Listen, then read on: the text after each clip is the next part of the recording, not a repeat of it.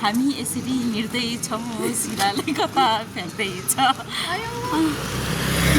आज चाहिँ हामी तुम्बाजोतको भिजिट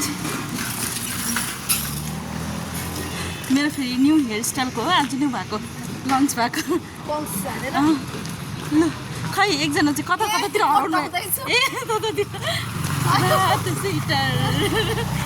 साहित्यकार सबभन्दा ठुलो साहित्यकार हो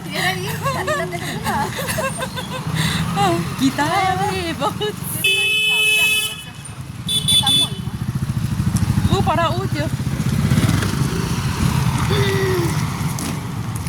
काफ्ले निवासमा आज मजा पनि मलाई फेरि त्यो आएको कि त्यो के हो काफ्ले आयो